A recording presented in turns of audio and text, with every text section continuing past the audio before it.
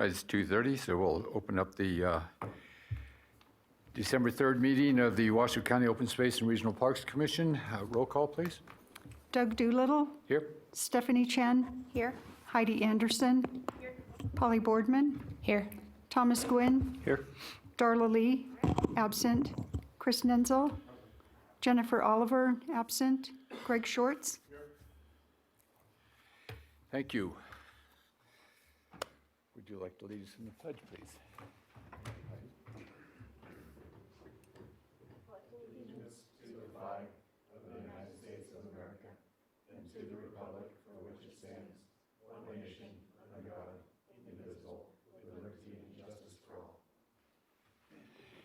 Thank you. Okay, item 3, public comments. I do have one for number 11, but not for, yes, sir. Sir, when you're done, could you fill out a comment card, please? Was it? He's Okay, you're doing, okay, I'm sorry. for item number 11.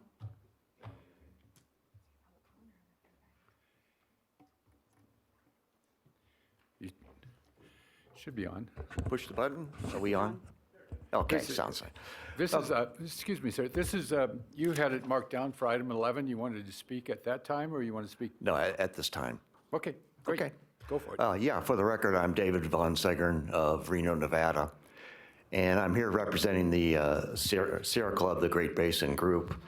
Our Great Basin Group has almost 2,500 members in northern Nevada. Most of them are living in the Truckee Meadows area. So we're probably the biggest organized user of trails in and around the Truckee Meadows. And besides that, our members are out on trails all the time by themselves or with family and friends. So it's no surprise that we are big advocates for the initiative that's been started by the Truckee Meadows Trails people. And we thank Mark Kimbrough and his associates in creating a vision for a more well-connected trail system, non-motorized trails, that is. So we have contributed ourselves to this effort by mapping trails and trailheads around the Truckee Meadows. We've probably put in hundreds of hours of volunteer time amongst our people. So we see the great benefits of trails in the Truckee Meadows area. We also recognize that it's an important asset to have ample trail outdoor recreation opportunities to draw people and businesses to the Truckee Meadows. So the Truckee Meadow Initiative, I guess, has reached a point where it needs to be more formalized, and we understand that a lead person should be hired to promote this effort, and we fully support this concept, and we ask you to do so also by recommending to the Washoe County Commissioners to fund this initiative. Thank you. Thank you very much. Are there any other comments, public comments? Okay, thank you. Seeing none, we'll move on.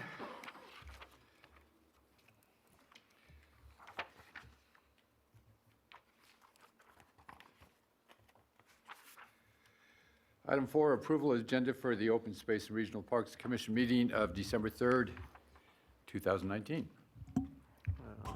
I'll move to approve. There's a motion and a second. All those in favor, say aye. Aye. Aye. Motion passes. Next item is approval of minutes for the Open Space and Regional Parks Commission meeting of November 5th, 2019.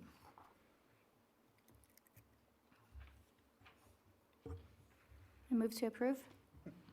Second. Thank you. Thank you. Any questions, comments? I will abstain from this since I wasn't at the meeting. All those in favor signify by saying aye. Aye. Thank you. Motion passes. We do not have, on item 6, I was told before the meeting that we have no recognition of parks operation staff at this meeting. So we'll move to item 7, which is the Eagle Scout presentation, and we do have a presentation. Indeed, we do. Good afternoon. Testing, okay. Good afternoon, everybody. For those of you who I have not had the pleasure, my name is Andy Brown with Washoe County Regional Parks and Open Space. And today is my unique honor to present to you Carter Rockwell. Carter recently completed a project at Galena Creek Regional Park, vast improvement to one of the picnic areas, and he's here to tell you a little bit more about that. So, Carter? So, my name's Carter Rockwell, and I'm working with Andy Brown. I'm a Boy Scout. Okay. I'm a Boy Scout in the Southern Reno area, and I was working in the Galena Creek area, Galena Creek Park, to build a fence.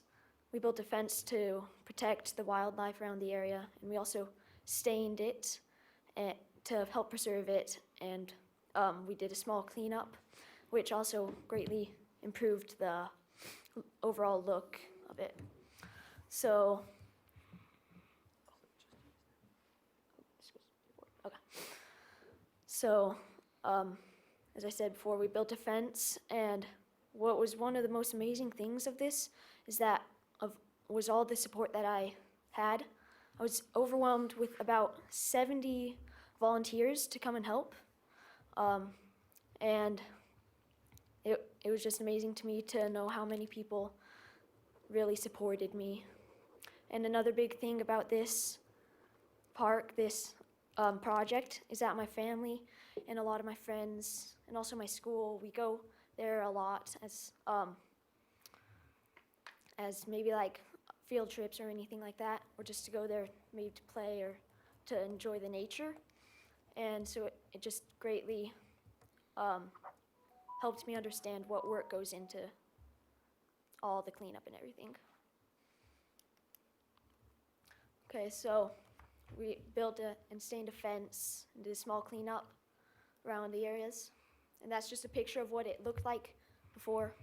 And here's me helping measure, and this was before the project, everything that all the work we had to do, like volunteer sheets. I asked for volunteers and also for donations. And I got a fair amount of donations, and as I mentioned earlier, 70 supporters. And I called many companies like the Home Depot and Thole Fencing, and they gave me like donations and support for this too. There. And here's a picture during the project. We had a ton of people and lots of leaves to rake up and everything. And like I mentioned, lots of people. Oops. And here's the fence being built. So I'll go back. There. We only used the adults to help build the fence and handle like the auger, because with little children, that would be really unsafe. And we made sure everyone was safe, wearing safety goggles and gloves to protect from anything harmful that might come upon them. And another amazing thing to me was that some of my soccer team came, and they supported a lot. And here's just a picture of them on the very left. That's my coach, and then just my teammates in the middle. And so it just means a lot to me to hear and see all the support that people are willing to give me. And then the final product, after we were all done, the park, it looked really nice. So you can see the fence, it looks natural just because Andy Brown wanted it to look completely natural, and it just helps with the overall look. And here's some more pictures of like the picnic areas that we cleaned that before was completely covered in pine needles and everything. And there was also some trash that we had to pick up. Overall, it helped the whole thing. And I'd just like to take this opportunity to give a big thank you to people like Andy Brown, my mom and dad, my quorum in my church, my soccer team, and all the companies like Thole Fencing and the Home Depot that helped and donated, and also anyone else who helped and came and volunteered. It just means a lot to me. Thanks, Carter. So it's more than just a fence. You know, just like Carter said, you know, there was an overwhelming number of people that came out and supported him, and one of the things that fence represents is,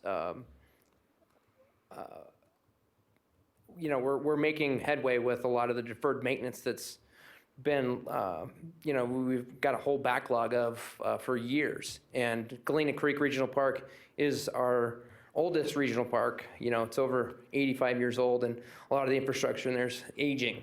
So we're having to be creative with a lot of our maintenance. So things like a fence being built, it actually means a big deal because it's just putting us one step toward our goal of making sure that the park is presentable and safe and clean and user-friendly. So again, I want to say thanks. You guys have any questions? First, let me thank you, Andy, for mentoring Carter. I mean, young people such as Carter that come forward and volunteer are a backbone of our operations from time to time, and especially in these days. So thank you very much for mentoring them, and thank you, Carter, for doing an excellent job. Great presentation and a great project. Any other comments? Carter, a great job, and it looked like you certainly cleaned up a lot of pine needles and other natural and non-natural refuse that was in that area. I'm curious, did the people bring their own safety equipment, or did one of the companies that you partnered with donate it? So the Home Depot, I found the problem of the safety features and everything, so I came and asked the Home Depot, and they were willing to offer me some safety glasses for the people using the equipment and the staining. And I also bought like gloves and things because I asked people ahead of time to bring gloves in their own proper attire, but just in case people didn't bring any, I bought some with the donations that were provided. Thank you, that's great, and great job again. Thank you. Yeah, and actually, since he was able to come up with all of these donated items, the gloves and the glasses and all those things, those were actually presented to me afterward, and we're able to reuse those items for volunteer projects down the road. You know, we cannot accomplish nearly as much without the help of volunteers, so that was a huge win for me too, to help, you know, continue that. Any other comments? Thanks, Carter. Oh, one more. Hold on. One more. It's not working. There it goes. So a couple things I was curious. First of all, I love your presentation, nicely professionally put together, and that's going to be a good skill to have in the future. I always kind of wonder when people are working on projects like this, what did you find to be your biggest challenge to the project? Probably my biggest challenge was probably talking to everyone, because I don't really like talking in public. And yeah, so with everyone there, it was a lot of people to talk to, but I just had to find a way to get over that and to make sure everyone was safe. Okay, and now looking forward, what do you think the biggest lesson that you've learned from the whole project is? Well, it's probably just that I know that there's a ton of people who are there to support me, and a ton of people who are willing to sacrifice to help. Well, that's a really good lesson to learn there. All right, thank you so much, and really good job. Thank you. Good job. Thank you very much, Carter. Next item, presentation, discussion, and possible recommendations of the Board of County Commissioners to approve an easement agreement and easement deed between Washoe County and TMWA, TUMA, for a water facilities easement totaling 3,734 square feet and a temporary construction easement totaling 8,206 square feet on APN 152, 43018, part of Arrow Creek Open Space. That was a long item. Yeah, that's a long item. Sophia Kirschman, park planner for the record. It's kind of a tough act to follow after all that, and talk about some easements. So these next two agenda items are for two proposed easements on Arrow Creek Open Space. This presentation will cover both of those proposed easements, but they will need to be considered and voted on separately. If approved, the proposed easements would impact 3 parcels that are part of Arrow Creek Open Space. The subject parcels are located just southwest of Arrow Creek Park along Arrow Creek Parkway and south of Thomas Creek. Here's an aerial view of Arrow Creek Open Space. You'll notice a blue square there that does depict a parcel that is owned by the Truckee Meadows Water Authority, or TUMWA. There are a couple of water facilities on that parcel, including Stimgid 5 and 6 wells. Those wells were actually owned and managed by Washoe County until the merger of Washoe County with Washoe County's Water Resources Department with TUMWA when they were transferred to TUMWA.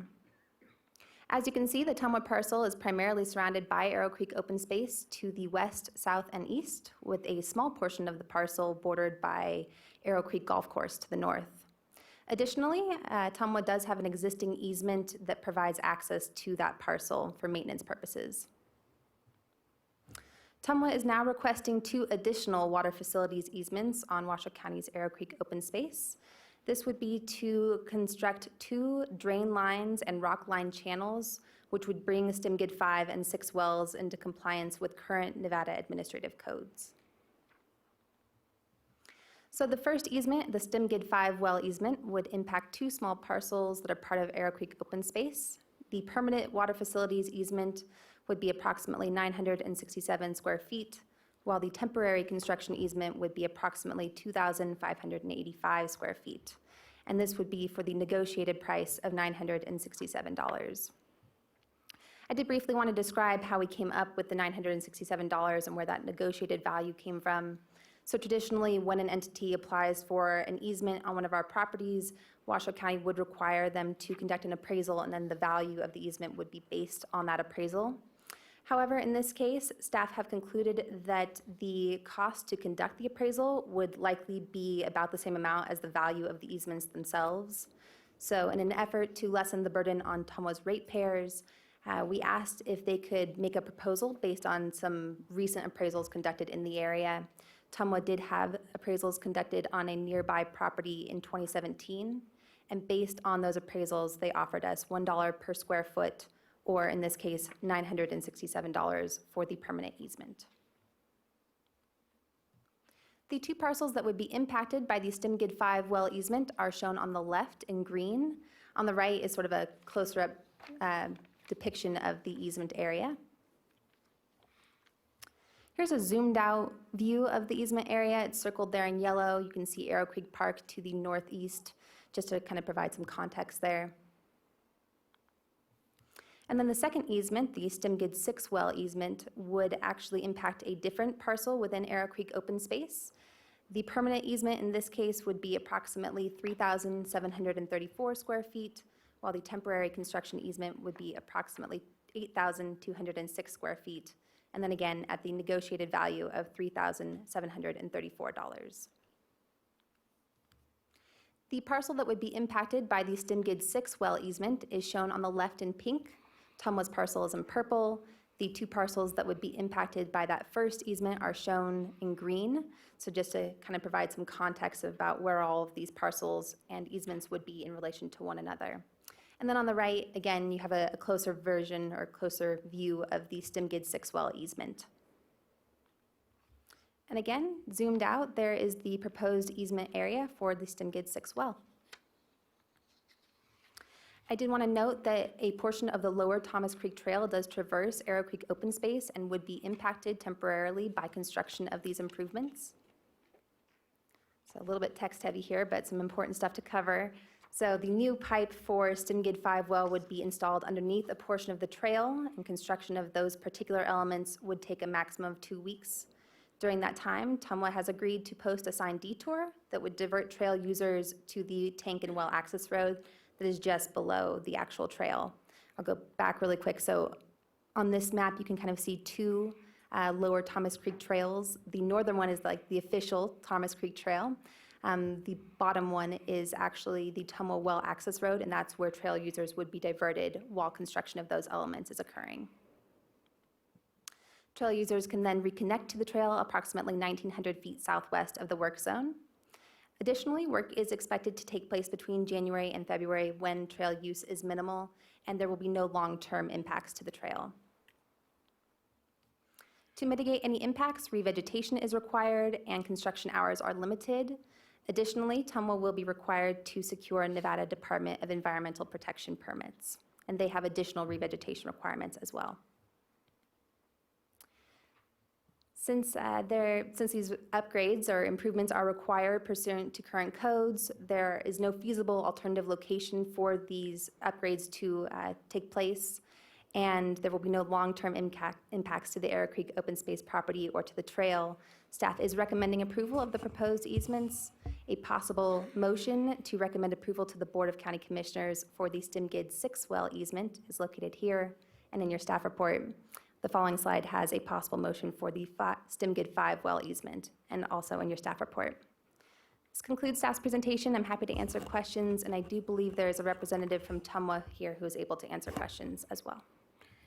Thank you. I think it's appropriate that, since you've talked about both items, that we have questions now on both items, and we'll take the vote separately.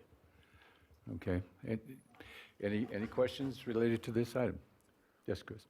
So it's probably something I should know, but is STIMGIT an acronym, and can you tell me what that acronym is? Yeah, it's a South Truckee Meadows General Improvement District. Okay. And then something that I don't know, and how does allowing this easement bring it in compliance with Nevada administrative codes? Can you go a little depth on that? I think that the representatives from TUMWA would be better able to answer that question, but I believe that there is just a new requirement, and so they have to install these drain lines and rock line channels. Would somebody from TUMWA would like to come down and answer that, please? Thank you.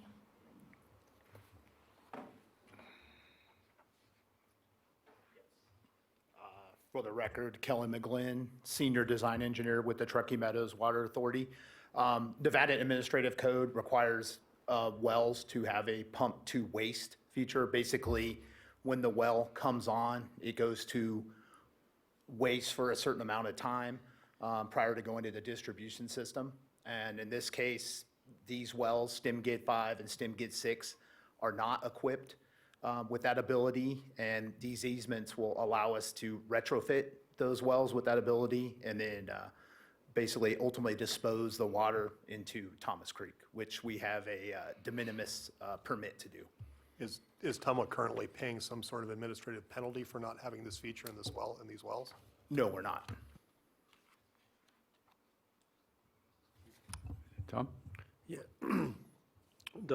You said it discharges into Thomas Creek. So are these rock line channels, do they go directly to Thomas Creek? There's no, I guess, intermediate where it's just ground for possible erosion or anything? No, they go up to the stream bank, and then they're Dump down.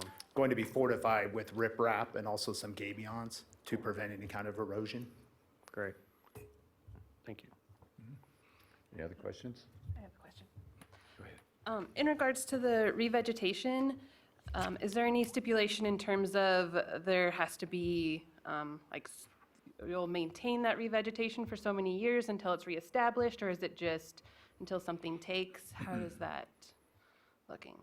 The NDEP permit will require, I don't know, it's a certain percentage of revegetation. I believe it's about 70% before they'll sign off on that permit. And basically you have to maintain that, whether it be irrigation or reapplications of hydro seed until you reach that threshold. So that permit, could be open multiple seasons. Ideally with, the moisture that we have had the last few years, we're able to get revegetation within one season. And then are you just anticipating no damage to the trail? Or is there maybe a stipulation in there if there is damage that is replaced or repaired? We're proposing to excavate across the trail and install a pipeline below it, a culvert pipeline. So any impact or damage to the trail or disturbance to the trail will be restored to its pre-construction condition. Thank you. Any other questions? I do have one, Sylvia. You discussed, and this is for staff, sir. Thank you very much for your comments. Okay, thank you. You discussed impacts to the trail, and I think you've addressed those properly. The question I would have, though, because it's in close proximity to Arrow Creek Park, are there any impacts to the park? And are you going to sign the park so construction workers are not parking in there that would exclude the public? I don't believe that there would be any impacts to the park. Tumwa does have an existing access easement, so there's already a road that provides access to the portions of the trail that they would need to have access to. However, I did not think about putting a sign. I can certainly request that Tumwa puts up a sign, just kind of notifying that their construction workers shouldn't be taking up all the parking within Arrow Creek Park. Yeah, the only reason I bring that up is because in the past, especially when Arrow Creek was being developed, we had quite a problem with people parking in that park. So if you can address that and have signage put up, I think that'd be appropriate. Certainly. And then I also, Heidi, just to respond to your revegetation question, I did want to note that the actual easement agreement does require, basically Tumwa shall submit monitoring reports to the county as prepared by a licensed landscape architect 1 and 3 years after implementation of the hydroseeding applications. Revegetation efforts must result in at least 50% coverage of the hydroseeded area after 1 year and 100% after 3 years. If the criteria are not met, additional hydroseeding applications will be required. That's in the agreement. Thank you very much. Thank you. I don't see any other questions, so we'll take item 8 first, which is the possible recommendation of Board of County Commissioners on APN 152-43018. Is there a motion? I can make a motion. I'll move to recommend to the Board of County Commissioners approval on an easement agreement and easement deed between Washoe County and Tumwa for a water facilities easement tolling plus or minus 3,734 square feet and a temporary construction easement totaling approximately 8,206 square feet on APN 152-43018, part of Arrow Creek open space at the negotiated value of $3,734.00. Second. What's that? I say we have a motion. Is there a second? I'll second. Any other questions regarding this item and the motion?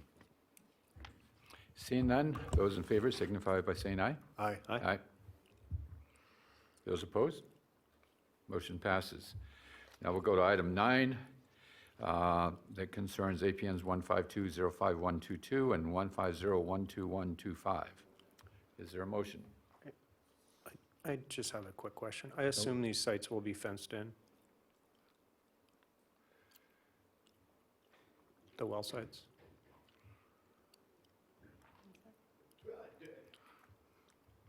Permanently or during construction? Permanently? No, they're not planned to be fenced. Okay. Will it just be a structure then, or? It would just be rock Okay. line channel would be the only thing that's exposed. Okay. So it very much would match what's naturally up there now. Okay, thank you. Just about, I mean, the topography is a lot of dispersed rock in that same area. Okay, thank you. Thank you. Thank you, Chair. Back to item 9. Is there a motion on that item? I can motion. Move to recommend to the Board of County Commissioners approval of an easement agreement and an easement deed between Washoe County and Tumwa for water facilities easement totaling plus or minus 967 square feet and a temporary construction easement totaling plus or minus 2,585 square feet on APNs 152-051-22 and 150-121-25, part of Arrow Creek open space at the negotiated value of $967. Is there a second? Second. Thank you. Any questions from the commissioners? All those in favor, please signify by saying aye. Aye. Aye. Those opposed? Motion passes. Thank you very much for the presentation, and thank you for being here. Appreciate it. Item 10, presentation on the Washoe County Golf operations.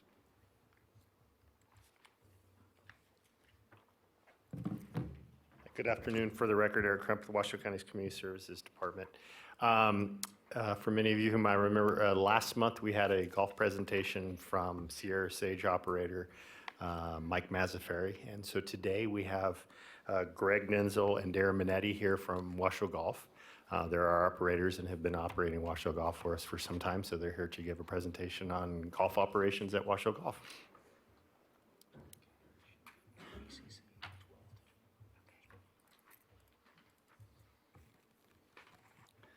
Good afternoon, Parks Commission. My name's Darren Minetti. I'm the general manager of the Washoe County Golf Course, and this is my partner, Greg Wenzel, the director of golf, and we're both PGA professionals. And we just wanted to give you a 2019 update on what is going on, or what has gone on this year in the golf course, and then looking into 2020.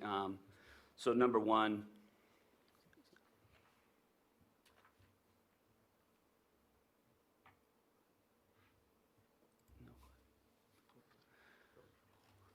we're just going to go over the 2019 golf operation review. Our total revenue is projected up 10% on 35,000 rounds versus 2018. Some things that we've done projected to go up was our league play was a huge success again, over 4,000 rounds. And those are nine-hole rounds, which golf is sort of going to. We've had a substantial growth in our Monday Ladies 9-hole league, which is our ladies club, but also what we do is we reach out to the community and anybody can play. Beginner, intermediate, advanced, we don't turn anybody down. We try to have them play with our members. A lot of the ladies after go and eat lunch, and it's a really nice social event for them. And a lot of ladies are getting older and they just want to play 9 holes. So this has been a huge success, and we're going to continue to keep working on that to even grow it.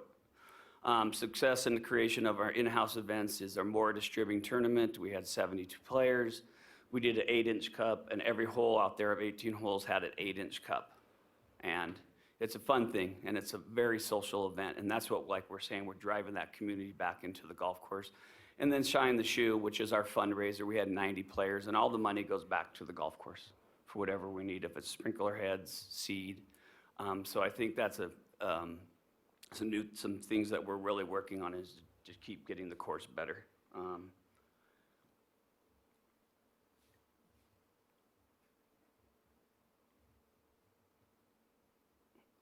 Just some maintenance review. You know, these are the most important things we've done this year, I think. Aerification of our fairways hasn't been a standard practice in the past, but for us to get the golf course to grow grass, we've punched, we've verticut, and we've pulled and we haven't pulled. So just to get into the ground where that ground soil out the golf course has really made an improvements to our irrigation. We raise heads, we level heads, so we do get the coverage on the golf course so it doesn't look like it's dying. We've replaced many broken heads over the last few years, so that's really important to us. What we have done, I think, has been great is new forward tee boxes on hole number 5, 7, and 15. We've made the course shorter, and I think that's really brought out the lady 9-holers. Our senior players like it to be shorter because they don't hit the ball as far, and just the average beginner golfer and for our junior program. And then the last, you see the reseeding of the bare areas. We just reseeded in the fall 2019 and 150 yards and in, and that's coming in nicely. And we've tried to reseed a lot of the playable areas. Sometimes it works, sometimes it doesn't. It just matters when we get the water. Most of the time our water doesn't come till the first week of May, and then it closes down in the middle of October. So reseeding's tough sometimes, but we're working really hard to get those areas. And Greg's going to talk to you about some fees. All right, everybody, moving on to the fees. You can see here, the golf courses below us here are 2019 rates. This is gonna be our 2020 rate. You can see that we're very competitive, if not on the lower end, which is where we wanna be. We also give a $5 discount to the seniors, so all those fees would be $5 less if you're over 62.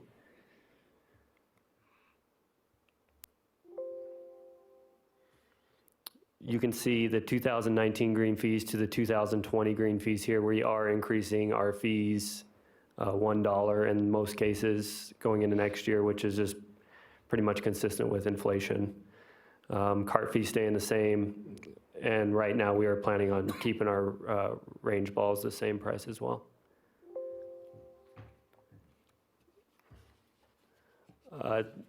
Marketing plan-wise, we're going to spend a lot of our time focusing on our junior program this year. Our junior program has always been good, but it's one of those things that can definitely be better, and it's not something we've ever really advertised before for.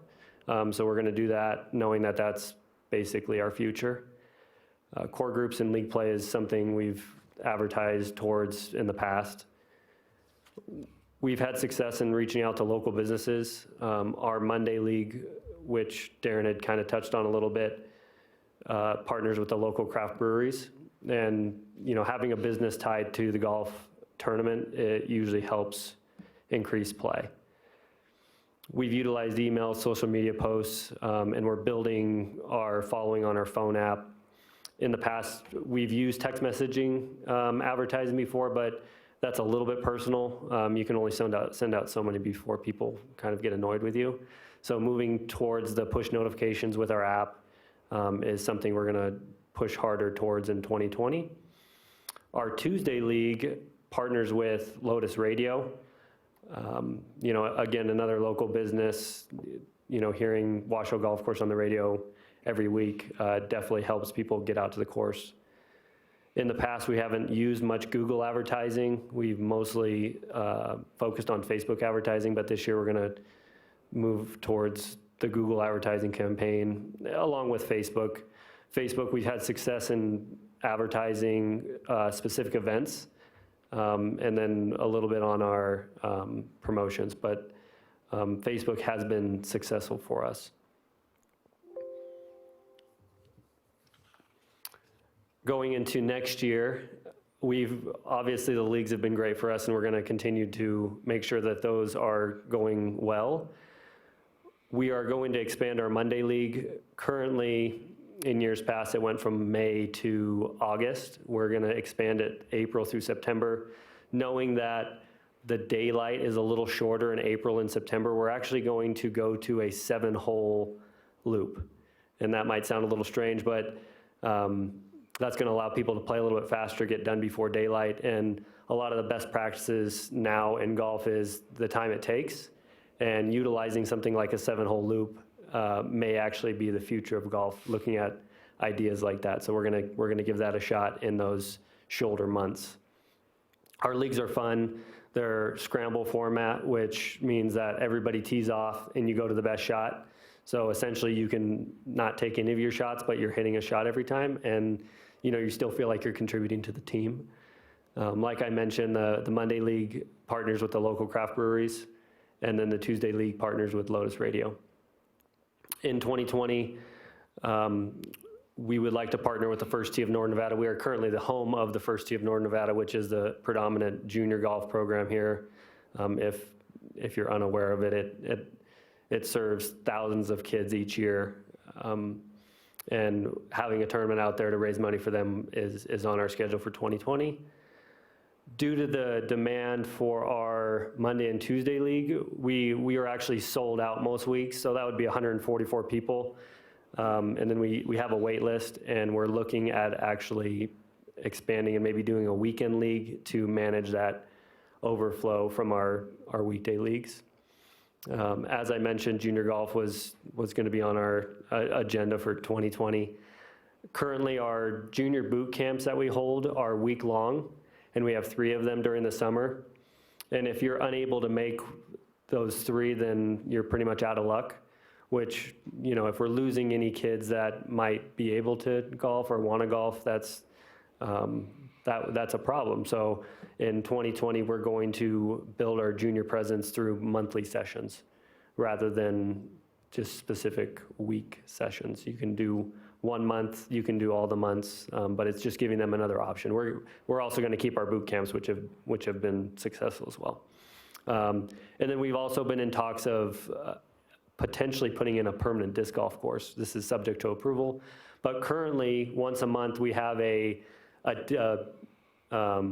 disc golf tournament, but it's what would you call it, mobile? They bring all their baskets in, and then nothing's set up is set and permanent on the golf course. So they'll bring it in, do their event, and then leave. And that's actually been very successful.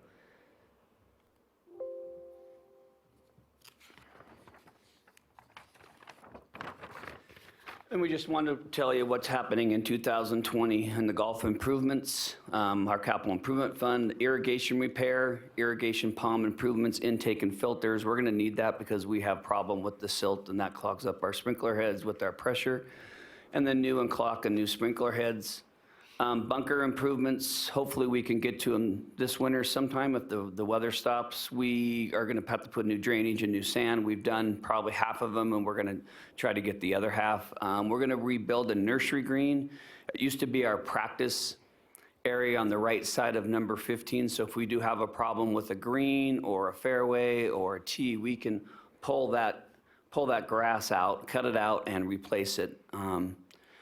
We've continued to replace old and torn netting. We just got done on the right side of number 10. So as soon as the weather stops, we'll get into that. Hopefully we can replace the floors in the restaurant, rebuild 2 new tee boxes, holes 5 and number 12. And then this will favor our senior and female golfers again. And we're just looking forward to getting better and better with the community and our golfers. And we thank you for giving us the opportunity to talk to you today. Thank you very much, Darren, Greg. Thanks. Appreciate the presentation and all the hard work that you do out there, especially for the juniors. I think that's Thank you. great. Comments from the commission? Tom? Yeah, I just want to say thank you, guys. I've born and raised here. I've golfed Washoe, I can't even say how many times, but day and night from last year to this year, the greens are just so much more nicer and doesn't improve my game, but still have a lot more excitement on it. So thank you very much. Thank you so much. Those 8-inch cups would help. I'm actually going to do that. Any other comments? All right. First of all, I guess when it says survey of green fees on here, is that the combination of the cart rental and a golf rate? Yes, with the cart. Okay, didn't match up, so I was wondering. The other thing is do you think you really should be at the low end? Why? I mean, what's your rationale for being low end? Well, mostly because we're serving the public, which is, part of our contract is that we have to keep our green fees reasonable. We can't increase them, $10 a year. And we also know, for as long as Darren, and I've even been there quite a long time too, that's really what our core golfers have come to expect, is that we're the affordable course. And yeah, that's just kind of what Washoe Golf Course is. Yeah, I'm just kind of looking at it and wondering if, if it was $5 instead of $1, would that be putting you out of the affordable range? It doesn't seem like it's a very big range there you're talking about. You're talking about a $5 increase for this year? Yeah. So our golfers are very price sensitive, as many So they won't consumers come. are. We would definitely lose play. Would we make more money potentially? But again, we feel like we're serving the public, and golf is flat as far as participation goes. It's not growing exponentially. Yeah, you can see So increasing prices by $5 would definitely hinder us. Okay. The other thing is craft breweries are not that market, I don't think is the same market as your market. I think you'd be better off with someone like Whispering Vine or someone like that, which market probably reflects closer to the market you described here. I'm just saying craft breweries actually tend to have a under 50 market to them. And this is from experience. So Lots that and lots was and sort of our idea originally. It wasn't that this league was going to be crazy popular. It was actually to encourage some of the younger population to come out. A lot of these craft breweries we actually work with anyway to stock our bar. So, a lot of our customers already see these craft group brewery names in our bar when they come out. So seeing them tied to a league isn't crazy, but we would love to have a younger presence. But you're right, we actually didn't see the younger crowd come out. It was actually our normal crowd just coming out because they enjoy having a beer or two when they golf.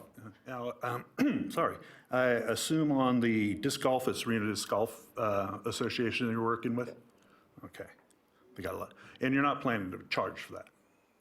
Right now, we're not. They just come in and play 9 holes, and they come out late at night, and then they eat and drink. But, you know, we've talked to Mr. Solero, and we're trying to get that move forward. They're willing. We don't have to come out of pocket. The county doesn't have to come out of pocket. It'll be all Craig Getty and Dave Chapman with their group.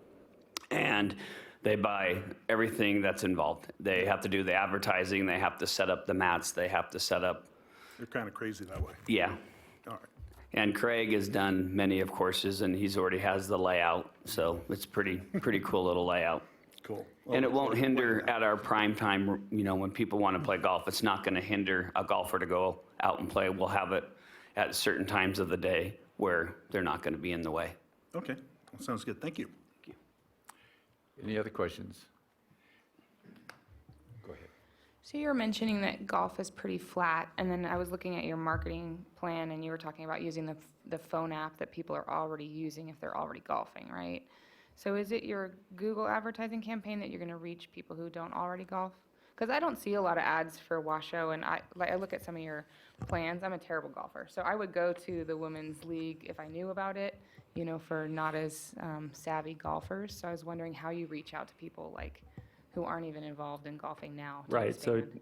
so in your case, you would have no golf connection at all through. Yeah, I wouldn't have your phone app, or I wouldn't be on. Right, but even you wouldn't even surf golf internet sites or anything related to golf at all. Right, like how do you get, you know, on some of the So- sites where people are advertising other things in the community for them to get involved, and it just Right. pops up in there? Is that Yes, something that you're so looking at?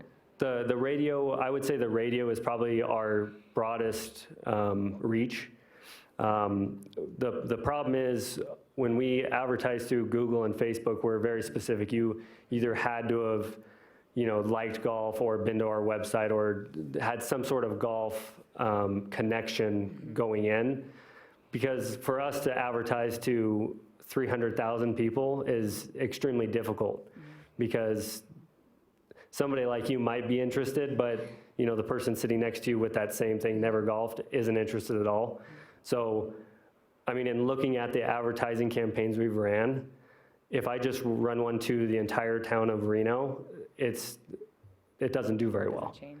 Yeah, so, I mean, definitely working more towards what's working for us in advertising, and a lot of the things that work for us in the advertising department is hitting people that have golfed, or hitting people that, you know, have been to our facility in those types of situations. So it costs a lot to get the new golfer to come out, but what we're hoping through you know, our Monday 9-hole leagues is that person that has golfed is grabbing somebody that hasn't golfed before and is bringing them out for that event.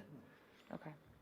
I was just thinking like where I see maybe like Rink on the River, whatever they have now, the Rink at the Row or something, like those types of things that pop up, maybe that's a good place. I don't know how much that stuff is, but you know, maybe it would reach other audiences of people looking for what's going on that week or something like that.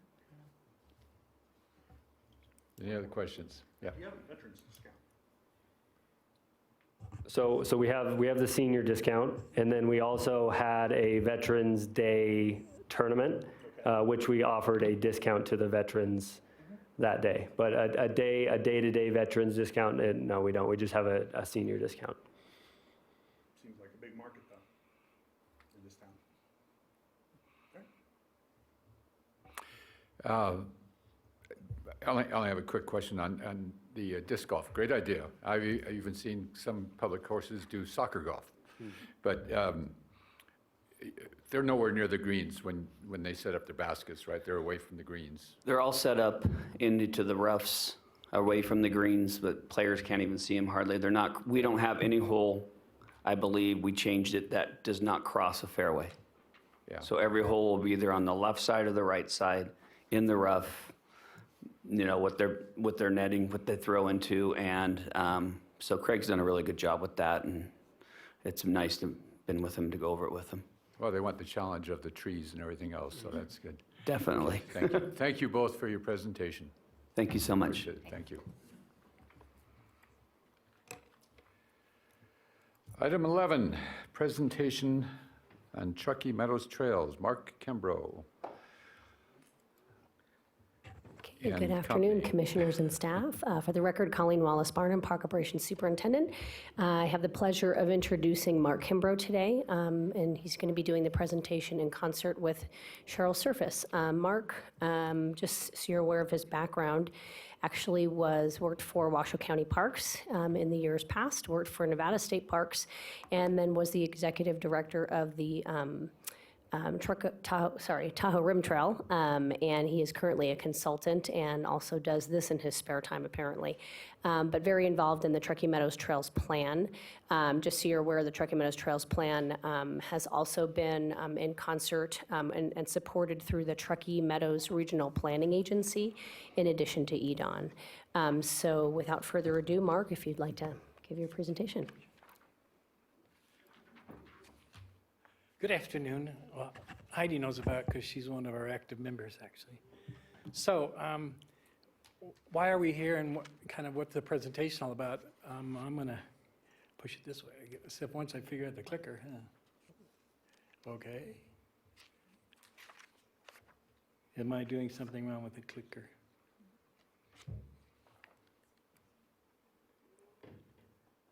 I got an arrow.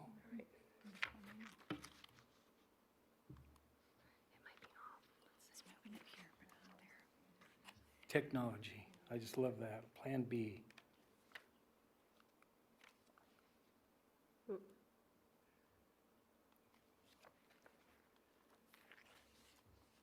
I have a thumb drive one I brought. I can move it from here. Huh? I Okay, you can move it from there? You can advance the slides. Okay. Can I step in for a quick sec? Yeah. I forgot to introduce Cheryl Surface as well. Cheryl is actually a retired park planner. She was a park planner for a period of time, also a natural resource planner, and also worked for Nevada State Parks, as well as some federal agencies doing fire. So they both come with a wealth of knowledge and have worked on trails for many years. So thank you both for doing this presentation for us. I'm not sure what's going on, but if you want to just let Kathy know when you advance the slides. Yep. Well, that was a test, wasn't it? Right off the bat. So we can go to the next slide, not having that trail in the Washoe County area. So let's start off at the beginning here. I had a meeting with Mike Kazmierski, who is a CEO for EDON. And on his wall, he has all these goals in his life. And one of those little pieces of paper is a trail plan, which just flabbergasted me, having been a trail person for years and supported trails for part of my job and part of my career. So Mike invited us in, and Cheryl was there, which was with Washoe County at that time, and the Truckee Meadows Regional Planning Agency was there, and a group called the Great Basin Institute. And we sat there, and it takes somebody like him with that vision to move this, and he knew there was no plan in Truckee Meadows. Each city or in county, and there's 6 land management agencies within Truckee Meadows. So he was a person that kind of gave the spark, and that's the award. Janet was here, who was the Tahoe Pyramid Trail, to make comment to support us today, but she has another meeting on. So she won the highest award EDON gives out. And well, how better can you is this fact that the business community is the one that's happy to put a trail plan out there. They understand the quality of life for people that come in this community and the people who live here. So next slide. So what this brought about is because you have 6 land management agencies, you have the trail user groups, you have the groups like the Sierra Club that make comments. There's the nonprofit trail organizations, the biggest little trail stewardship. You have Heidi's group, the Truckee Meadows Park Foundation. We have nonprofits and conservation like the Nevada Land Trust. We got the planning agency involved. There's the business support through EDON. So all this has to come together to move a plan forward, especially a trail plan, because one thing unique about trails is what they do. They connect every part of this community. Trails are very unique in that way that they cross so many boundaries, and they are a challenge. So go ahead and go to the next slide. So we formed what we started this collaboration, so the first thing we decided is that I had some history. I had worked on a trail plan in Carson City that became very successful and actually won an award from the Nevada Planning Association. We needed to formalize this group so that they wouldn't think it was just a bunch of lobbyists out championed for trails. So we set this agenda, and we set up the idea of how we're going to form and then funding, and EDON came forward with the funding. And Sierra Front Recreation Coalition supported that. So we got some funding for seed money, and actually that money essentially is just for the consultant to work with this collaboration to move this forward. We came up with an action plan and a mission and vision statement and kind of set where our pathway is, and you have that in your packet in front of you. And we put this collateral together. Go ahead, the next slide. So we branded ourselves, and thanks to EDON's media staff, they helped us with that. Truckee Meadows Regional Planning Agency, which is a mouthful, I keep saying that, got the website up and running for us, and so away we went with becoming more formalized before we moved out the door to even discuss this. So go ahead, the next slide. And the next step that was absolutely critical was agency support. We couldn't run in a vacuum here with just us few people thinking that we can make this movement. So we brought the Forest Service in, BLM in, the City of Reno in, Washoe County, Colleen was there, and Joanne's been an active member of the City of Sparks. Every one of them came very willingly and very happy, and we're glad to see this. We had no negative feedback, but nothing but positive support, and met with us privately as we went through the process to how are we going to do this trail inventory. Go ahead with the next slide. So we got their blessing. That's all we wanted, was a blessing from that. So we set out. So what do you need before you have a plan? You got to know what you got on the ground. So the whole goal of this group is to bring an inventory forward. So we did trailhead studies, and that's the boundaries of Truckee Meadows Regional Planning Agency. Within that boundaries, but any of the connecting trails that come out of the Truckee Meadows are part of this plan too. So you move forward and start doing all of that work, and the volunteers from Sierra Club did a bunch of the trailhead and trail work, and Great Basin Institute did a bunch of trail work, trailhead inventory, and they actually went out and evaluated trails. We have evaluations of most of the trails within Truckee Meadows now of what they need to make them what we call a quality trail experience. Sustainable is our word. Go ahead, next slide. Those are trail evaluations I told you about. So we looked at each one and came up with a system that allows us to measure what might need to be done. Go ahead with the next slide. So that we could show the public as we move through this process of what was out there, and that we're not speaking as just this group that aren't educated about what we're speaking about. So then we had 4 workshops, 2 stakeholders, 2 public. EDON helped us with some of the media again, and then we had website surveys at Truckee Meadows Regional Planning Agency put this together. And then we did something unique. We actually let people do desire lines. We let people have an opportunity to draw lines on the map of where they'd like to see trails in the future. With this little very high notation is that we will not put those desire lines through private property. We will have serious discussions before you see anything published with a desire line going right through a bunch of private property. So we're very protective of that, and that's one of our goals, is to protect private property rights so we don't end up with that problem. So we moved all this forward so we could get the public feedback about what they thought about this. Go ahead. So we had 425 people participate in this, and what really helped us was there were enough people then that we can do a trail user profile, and if you look, you'll see a great mix of age and the types of use. This isn't a mountain bike study, it's not a running study or a hiking study. You'll see a huge mix of who actually worked in this survey to give us a much better picture of trails in this community. Go ahead. So one of the things that Washoe County can pay attention to, the heaviest used and the most popular trails, Galena Creek area, which are all the ones on the Sierra Front there, and then Peavine Out area trails, which have all been built by the biggest little trail stewardship mountain bike group. A lot of really high quality trails. So you'll see those are the most popular places. Go ahead, next slide.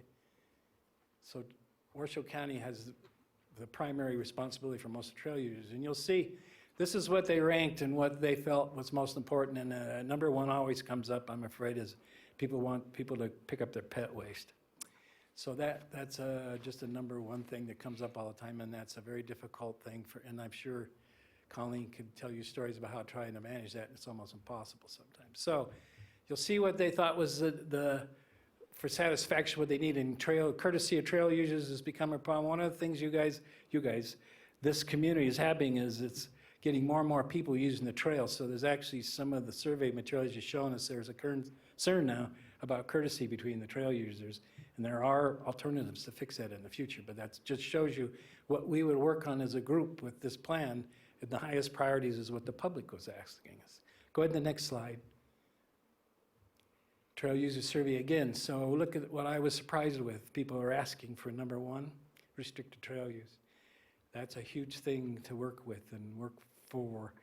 And on federal lands, it's very difficult because you can't eliminate a user without an EA. If you don't know what an EA is, it's just a very lengthy document to show that you can do that without impact to the public. So that was kind of a surprise. So that just shows you're getting a lot of use out on the trails out there. So next slide. The trail data. So one of the big surprises when I worked for Carson City was I went out, I was as a consultant, I was supposed to map these most popular trails in Carson City. I went out and mapped and found out most of them were on private property that people went out and built. Really good builders, but they're private. So look at all the 53 miles of social trail. That's social trail. People out running and making their own trails. Not necessarily running, but out walking and hiking and making their own trails. Then there's the systems paths. Those are the paths that actually belong to an agency. They are willing to maintain it, say it's our trail, put it on a brochure, we own this. 113 miles. And then the paths, the trails, there were 70 miles of those, and there's 252 miles of system trails within this region. The paths, are the RTC. We put pavement into this plan, and the only paved trails we put in this plan are bicycle paths, which are friendly, separated paths from the roadways. Because what we want is a connected community. So what you want to do is you want to leave your house, jump on a bike, get on a bike path, and then get out to the dirt trails in the surrounding area. That's the goal of 418 miles. That's a lot of miles in Truckee Mills. Go ahead, next slide. I'm trying to be timely here. Doing all right. So one of the things I do when I start to write the plan is I looked at everything that's in Washoe County. And every one of these documents that have Reno and Sparks on them, every one of them talk about trails and connectivity. There isn't any Reno City, Washoe County, and their open space plan, Washoe County. None of them leave out trails as a very important element of their community and their quality of life and what they want and need. And there is no plan in Truckee Meadows to connect all that. They're all independently done. And then there's health agencies that were part of it. And RSCVA, their number one goal is to connect people to the outdoors. So we had a lot of support already in the community to move this plan forward, and we just took advantage of those things. Next slide. And then Cheryl gets to take the rest. Nice to see y'all again, Cheryl Surface. So as Mark noted, it was all started kind of with EDON and them saying, the people are coming here, the businesses are coming here for quality of life. And one of the things that the businesses and the people that are coming to this region are from our outdoor experiences, including our trails. And so we were actually kind of approached by EDON saying, how are we going to get a trails plan in the Truckee Meadows? We have all these components with little bits and pieces of trails in them, but we don't have a Truckee Meadows regional trails plan. How are we going to accomplish that? So Mark kind of got the group together. When I worked for Washoe County, he embraced it and brought all the agency partners, all the nonprofit partners together. We collaborated to put together this trails plan. And the beginning of that was that survey that Mark just presented to you and the outreach to the public. What would a trails plan look like in the Truckee Meadows? And what does the community and the businesses want as components of the trails plan? So that's how it started. So then we involved Truckee Meadows Regional Planning. They were in the process of developing their just completed and approved 2019 regional plan. So congratulations to Truckee Meadows Regional Planning. And they jumped on board and they said, how can we help? You know, we're in this planning process right now. How can we help you? So they took on all the GIS components of it. So we had a lot of volunteers out there looking at how to produce this plan. The Sierra Club, Great Basin Institute, other volunteers going out there. All the agency partners put their GIS data into the Truckee Meadows Regional Plan. Those guys sorted through oodles and oodles of trails data to come up with the mapping component that we have of this plan. Next slide, Kathy. So you can see there's been no public support monetarily for this project. It's all been funded through EDON currently up till now and a volunteer effort. So it's been a huge collaboration. it's a dream from all the agencies, but nobody has the funding to do their own trails planning effort as part of their master planning. So this is kind of outside the agencies. This trails planning effort is outside the agencies right now, although they're collaborating inside of it. Not one agency is kind of taking the lead on it. It's just this informal working group that's doing this Truckee Meadows plan. So it began as a vision 2.5 years ago, and so far now it's resulting in we have a draft regional trails plan in place with 100% support of the agencies. Next slide, please. So in order to implement this draft plan, a formal Truckee Meadows Trails working group will be developed following a formal process. So we're going to put together a Truckee Meadows Trails working group. As part of this working group, we'll have the agency partners, we'll have nonprofit partners, and also just community and business partners as well as components of our working group. Additionally, we're now seeking funding for a Truckee Meadows Trails liaison. This will be a paid position who will be working for the Truckee Meadows Trails Working Group. So the working group will guide the liaison. The idea behind this position is the liaison will coordinate the communities, the commissions, and the partners to implement that trails plan. So essentially, the trail liaison will lead collaborative efforts to enhance trail opportunities in the Truckee Meadows through a more formal process. So right now, all the agency partners, all the nonprofits, we're all competing for a real limited amount of trails funding through really small funding sources. This collaborative effort will allow all of us to work together to identify the highest needs for trails in the Truckee Meadows community and follow this Truckee Meadows Trails plan to implement that process. So we've all agreed to collaborate together, and not one entity, not one agency will house this position. The position will be housed through Great Basin Institute, but will be kind of guided through the Truckee Meadows Trails Working Group. We've seen in the past where agency partners have had a trails coordinator, but the first position to go when any kind of budgets are cut is anything to do with trails. So those coordinator positions are cut. And we're left kind of in this vacuum of everybody kind of doing their own thing. With this implementation in place, we'll be a collaborative group again. Okay, next slide. So what we're seeking in the future is support from many. So support from the Park and Recreation Commissions, support from our planning commissions, support from our federal advisory committees. We're going outside of our governing boards too, looking for funding opportunities through the Recreation Trails Program, looking for funding opportunities through Renown. But in order to implement this plan, we're asking for agency support. So we're not going to guide the agencies, we're just going to be a support for the agencies. So what we're asking our agency partners for is when we're looking for funding opportunities for a trails liaison, or we're looking for funding opportunities for trails in the future, is letters of support. If there's ability for financial assistance for our trail liaison, we're looking to our partners in order to provide that. We're initially looking for seed money through these opportunities for grants, but to sustain a Truckee Meadows Trail liaison position, we're going to have some long-term funding sources. Next slide, Kathy. So once the plan is completed, the trail liaison will be supporting the local government agencies to include the Truckee Meadows Trails Plan and Report into the current master planning processes. So like I said, we're all kind of competing for these limited amount of fundings. And so if we're working as a collaborative working group, we can identify the highest and best needs to have a sustainable trail system that brings the community from their homes and businesses, outreaches to the trail network that surrounds our Truckee Meadows. We want to encourage our partners to adopt master plan changes and to adopt our trails plan within their master plan. To complete any code amendments or other necessary efforts to ensure that trails are recognized as an important component to the planning and development in the Truckee Meadows. As more and more development comes into play in the Truckee Meadows, we want to make sure that we understand the benefit of trails and open space to the community and providing those connections through the new development with a trail system that's sustainable and gets people to the outdoor environment outside of the community that we hold, as well as providing trail infrastructure within the communities that we have. So we're just looking for a real connective network of sustainable trails. Next slide, please.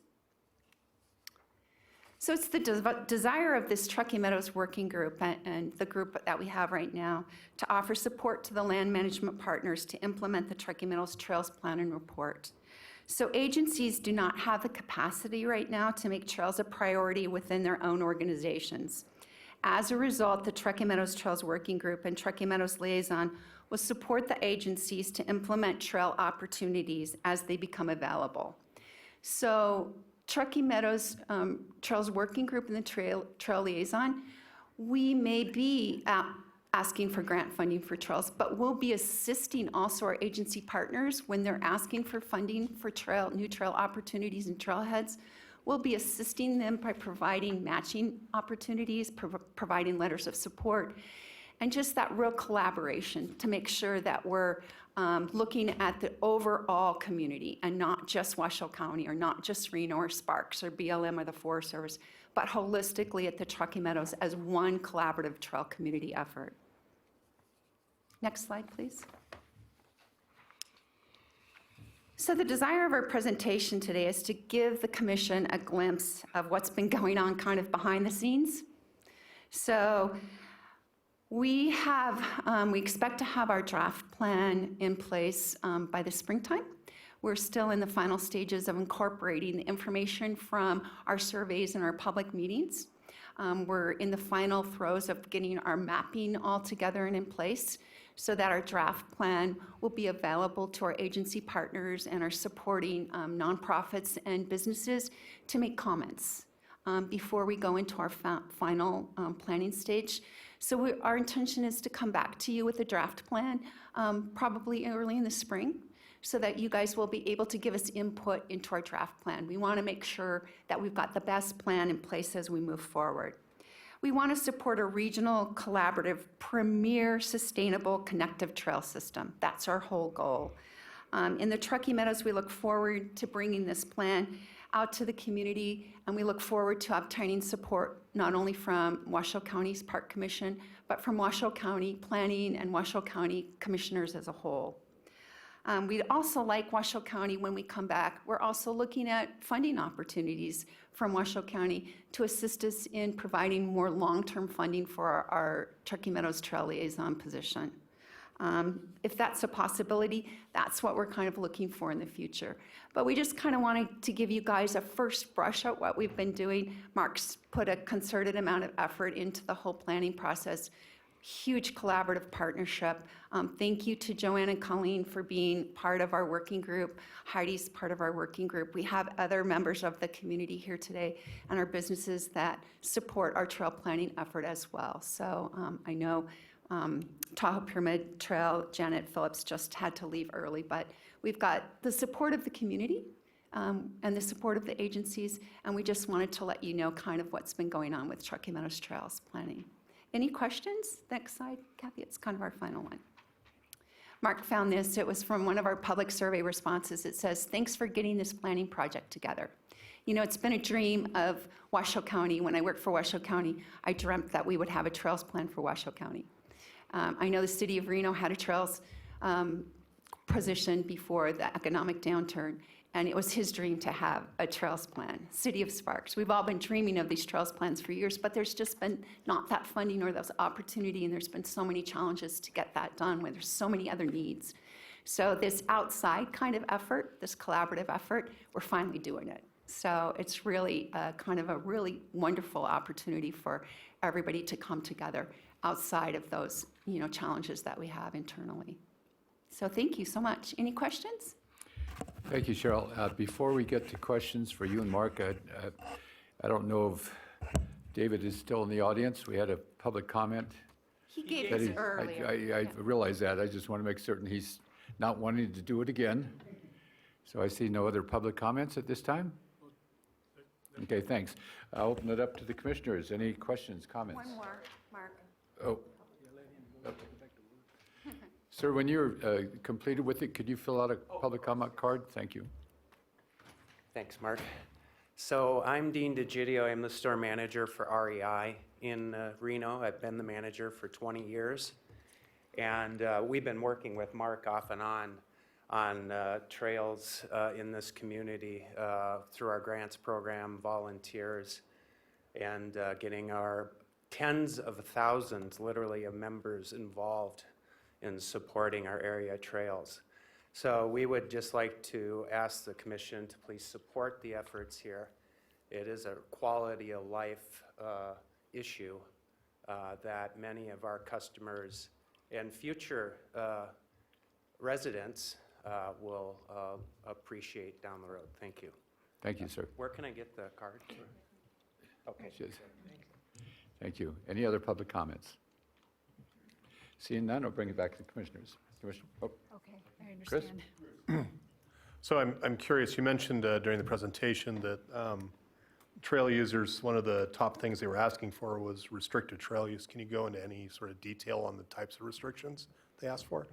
There's alternatives, and we didn't talk alternatives. It just meant that there's a concern for busy trails, and most of the comments are in the Galena Creek area. So it's mountain bike community, speaking about pets, speaking about families with kids and things. There's getting to be enough use out now that the users are asking for maybe restricted trail use, which some of the alternatives are one way uphill, some areas closed to mountain bikes, some areas open. So, and the mountain bikers actually want their own separate trails, what we found out too. They like the down the hill get hurt trails.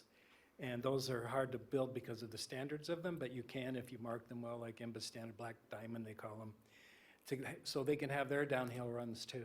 Sure. So I think it's up and coming just because of the amount of use. So there are a lot of different, the rim trail went to an odd and even day up at the lake that is pretty successful because it doesn't have the law behind it, but it's pretty successful. So there's ways to do that and get away from conflict, because conflict is one of the major measures on trails. If people sense conflict, they're not going to go out there anymore. They'll just avoid that and go someplace that you don't want conflict. And there's ways to design and regulate to minimize that and educate people too the same way. Okay, thank you. The idea behind our plan is to have, this is for non-motorized trails plan. So the idea behind this plan is to seek comment from the communities, but to look at opportunities for collaborative connections so that we have a sustainable premier trail system. Thank you. Greg? Just a comment on that part.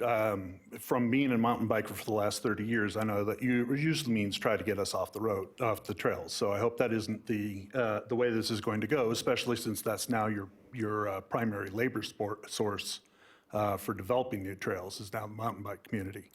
Beyond that, I wanted to know, so you're saying that one of the big things with this whole effort is that we're bringing businesses and things like that into town because we have a good quality of life here. What is your approach to trying to get those businesses to pony up for some of the costs you need for your organization?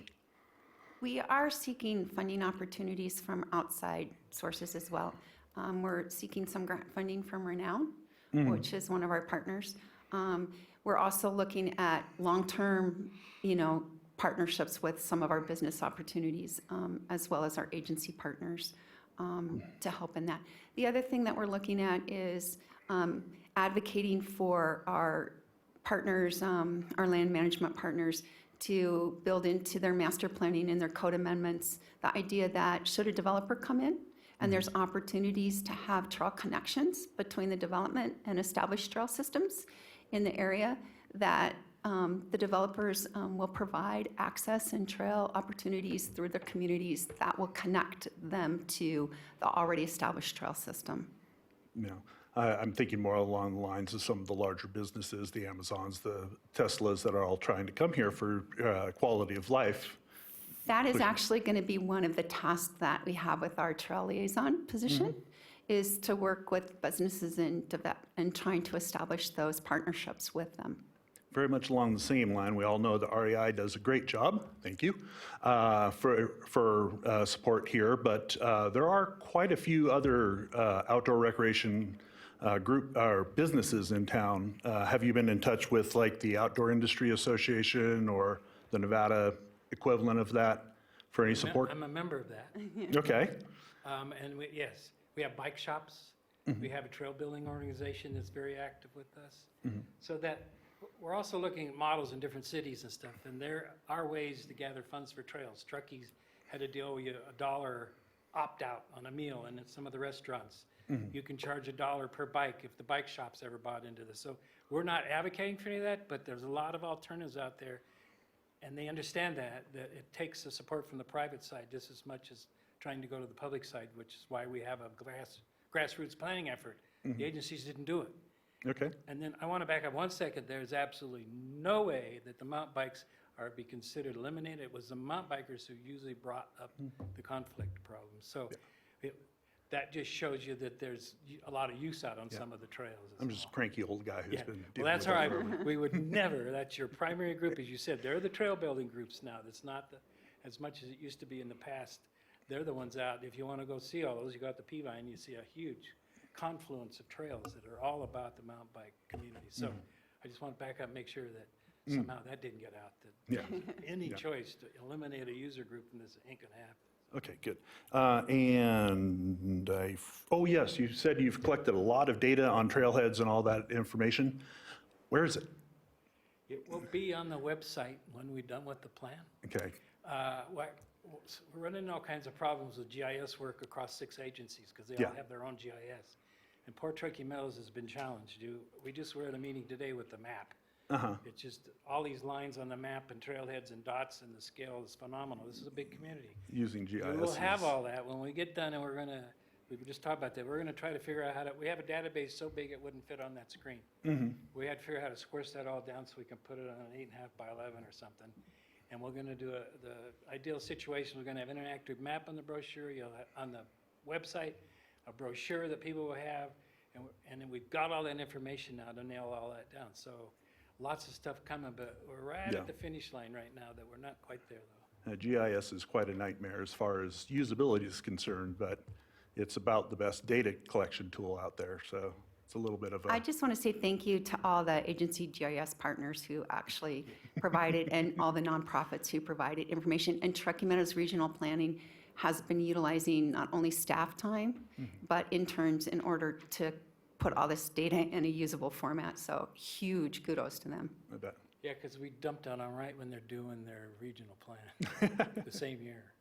So that's why it's taken us 2 years to get this all together. It's been a couple of years we're working on it, so slowly but surely. Thank you. Any other questions? Go ahead. Yeah, go ahead, Heidi. So I just wanted to say thank you for all your work. I know it's taken a lot over the last 2.5 years to get to where you're at, and I'm very excited for the plan to come out. And just so thank you, and we're excited. And then a question of, is there anything that we can do now to help get you to the next phase? Well, one of the things I forgot to mention is I gave you a sneak peek. I gave you the executive summary that we've tried to put 150 pages into 6 pages. It's in your packet. That's a draft, but it gives you an idea of all the different things that we're working on through this process. So you got a touch to the plan, at least in that. And your question was what? I'm sorry. How can we be able to What can you do? We hope that we're going to come back. We needed to introduce this to you, so we didn't come back cold with a big, thick plan saying, what do you think? So now you have an idea what we're doing. So what you can do now is, if there's a chance in the future to speak to other people about this plan, if you know any business people that would love to be a part of this working group and be a part of us, yes. If you have anything out there to help us connect, and it's not all about money, because it isn't going to be a lot about money. It's just trying to get one position in place to ramrod all this, is the term one of the public used, and I better took it out. The word ramrod, I didn't know if they knew what that meant, but that's what we're after right now. So any of that kind of support, plus just the chance to talk to you guys. You guys are the commission for the county commissioners. I was very disappointed that that seat was empty today, because that's where the dollar sign was supposed to be sitting. Because we hope to go there for that kind of support when we get done here. Any other questions, comments? I do want to thank you, Cheryl, and Mark, for bringing this to us, and Colleen, thanks for your introduction. great job on putting everything together. You know, the only comment I would have is, I know when I get crazy and want to buy a whole bunch of stuff on Amazon, part of my purchase goes towards keep Truckee Meadows beautiful. And that's maybe one outlet you might want to look at as well. We don't have a nonprofit in place yet, but that's one of the goals. And we might even partner with Truckee Meadows Park Foundation, see if it could morph into something that already exists. So we haven't got to the point where we could gather funds. That's why Great Basin Institute is housing the position, because they are a nonprofit that can house it. A curiosity I have, because one of you mentioned that I think one of the slides was about amending plans or getting coordinating with plans. How does the current Washoe County Open Space and Natural Resource Plan align with your goals? Actually, we looked at the Truckee Meadows. It's pretty broad when it talks about trails in the regional open space plan, but there is a mention of trails in there. And there's a significant component in it that talks to collaborative efforts to build connective trails. So it comes in very well into play into what we're doing. All right.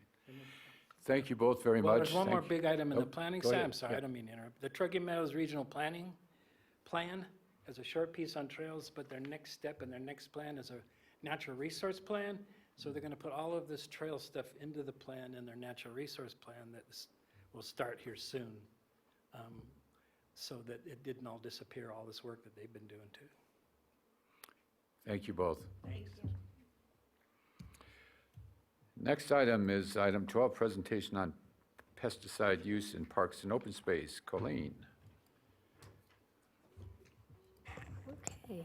Good afternoon. For the record, Colleen Wallace-Barnum, Park Operations Superintendent. I'm going to try this. Oh, look at that magic. It worked. At the request of Commissioner Oliver, she asked if we could put together a presentation on pesticide use in parks. Myself and Joanne Loudon, our natural resource planner, are going to tag team this effort. My section will be on, if you will, any of our developed acreage in our parks. So that would include ball fields, turf areas, planter bed areas and whatnot. And then Joanne's going to take up the portion of it that'll deal with our open space. So one of the first things we wanted to start with in talking about pesticide use in parks is that pesticides are federally regulated through what's called FIFRA. It's the Federal Insecticide, Fungicide, and Rodenticide Act. So all of the efforts that we do out in parks are highly regulated all the way up to the federal level. It regulates the registration, manufacturing, transportation, distribution, and use of pesticides. So we're governed overall by the EPA. And you'll hear me say this more than once, but the label is the law. Anytime we're using a pesticide out in the field, it has a label with what is proper use and what precautions are necessary in using that. The EPA does classify pesticides as either restricted use or general use. And it requires any applicator to basically read, understand, and follow the labels. So I can tell you right now that our field staff is doing that. The label is the law.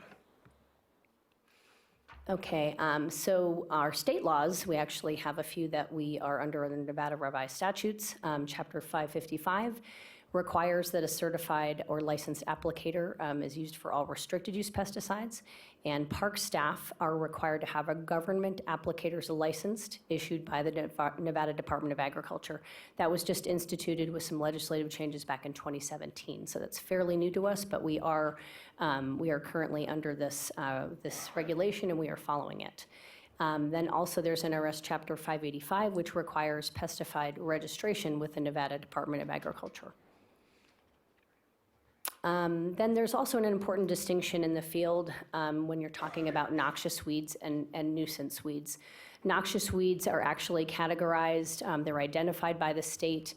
They generally are worse for the environment. They're harmful to agriculture, the general public, and the overall environment. And it stipulates that any property owner whose land is infested with noxious weeds are required to implement control measures. And we are under that same restriction. We get letters from the state if we have issues with noxious weeds.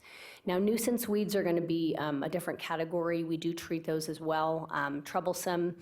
They're not listed as noxious weeds, but they can spread rapidly. They can also compete with different desirable plants and have similar impacts as noxious weeds. So we manage both noxious weeds and nuisance weeds in our developed acreage. So we must be in compliance with the Nevada Department of Environmental Protection, NDEP.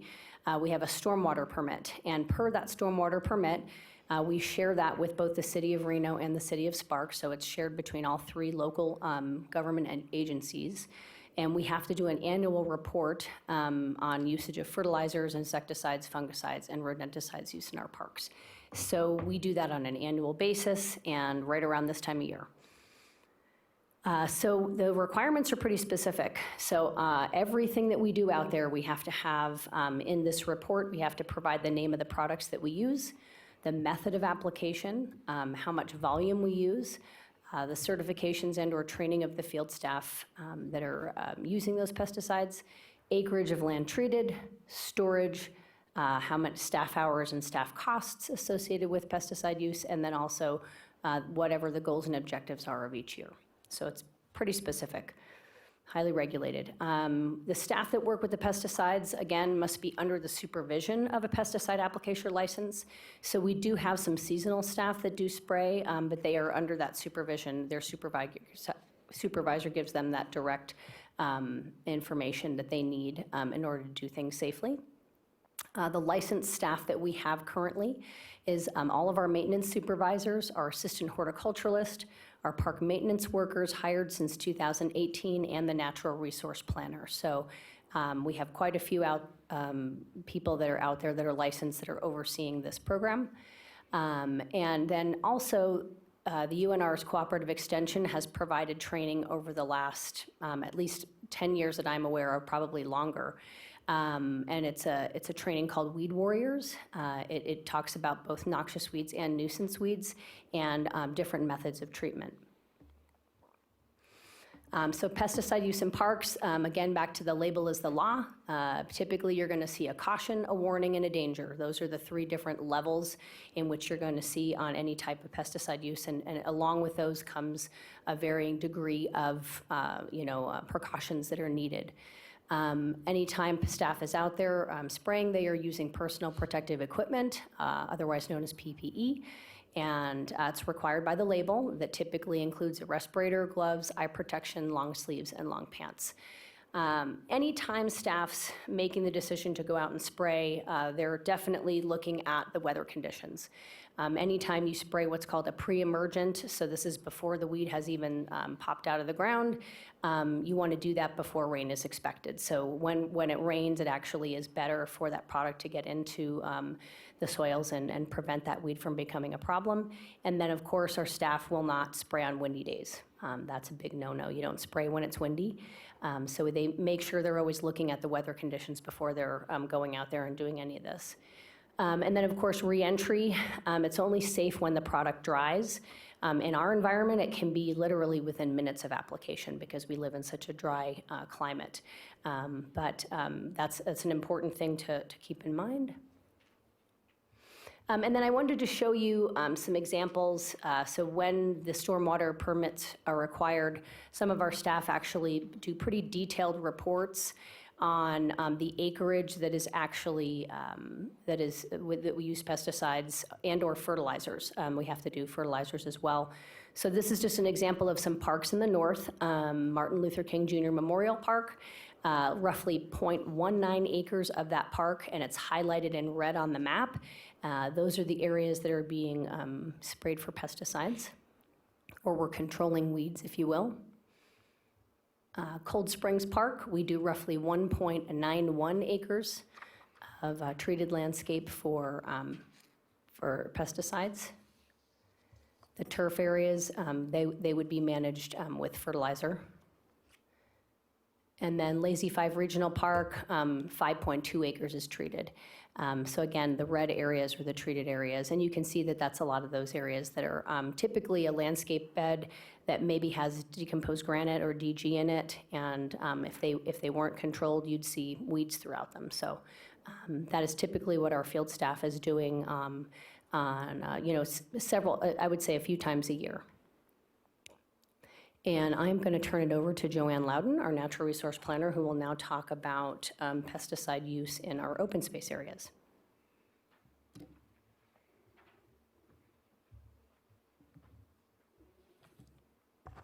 Okay, Joanne Loudon, natural resource planner. So this part of the presentation is going to focus more on our open space areas. So we'll start with some additional state laws. So NRS 555-130, this authorizes the Nevada Department of Ag to designate and classify weeds as noxious. NRS 555.005, this defines a noxious weed as any species of plant which is or is likely to be a public nuisance, detrimental, or destructive and difficult to control. So when the Nevada Department of Ag classifies weeds as noxious, they also assign them to a category, and this is based on how prevalent they are in the state. So you can see we have category A weeds. These are rare. They're generally not found and of limited distribution. We also have category B weeds. These are generally established but scattered populations. And then we have our category C weeds, which are generally established and generally widespread, which means they're found throughout the state typically. So currently we have about 47 species on this list. The Nevada Department of Ag does update this list periodically. They just did one a few months ago, and I know they added a couple species to this. So a really common question that tends to come up with this list is, why don't we see some of our more common weeds, things like cheatgrass? And the answer to that is cheatgrass is already widespread, and there's really no hope to control it, so there's no point in having it on this list.